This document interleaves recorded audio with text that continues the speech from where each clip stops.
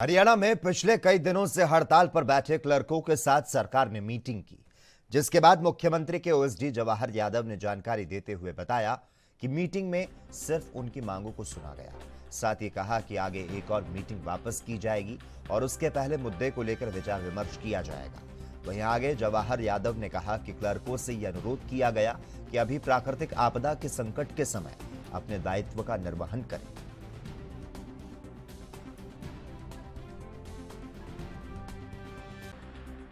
देखिए, जो क्लर्क है पिछले 7-8 दिन से स्ट्राइक पे बैठे हैं।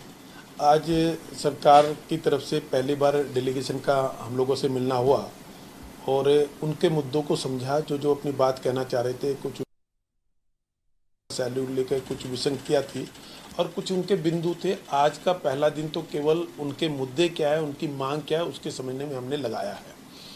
हमने साथ में उनसे ये भी रिक्वेस्ट की है, क्योंकि उन्होंने विसंगतियाँ जो गिनानी शुरू की वो कि आज से 50 साल पहले के, जब भारत पंजाब भी एक था, हरियाणा पंजाब भी एक था, तब से उन्होंने शुरू की। परंतु वर्तमान में आके जब हमने उन सब चीज़ों को समझा है, उनकी विषयों को जानकारी ली है, अब आगे इसके लिए जल्दी एक मीटिंग दोबारा अगले सप्ताह वीरवार या शुक्रवार को करने की बात हुई है।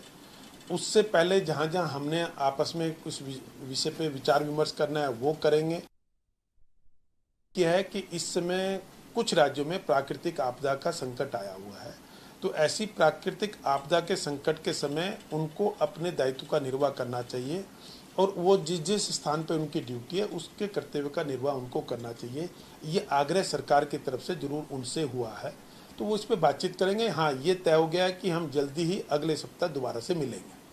मुख्य तौर पर कौन-कौन सी मांगे थे सर सैलरी को लेकर, जिस तरीके से लगातार काफी दिनों पे ग्रेड तो कह रहे थे कि बढ़ना चाहिए तमाम नौकरियों पे ग्रेड को लेकर उनके मन में ये था कि जो उन्होंने पेपर दिए उसमें यही था जी, एक समय कुछ ऐसे डिपार्टमेंट थे जो उस समय शुरू में उनसे कम सैलरी उनको मिलती थी और ये कहते हैं कि उनकी सैलरी हमसे ज़्यादा हो गई और हम पीछे रह गए हैं।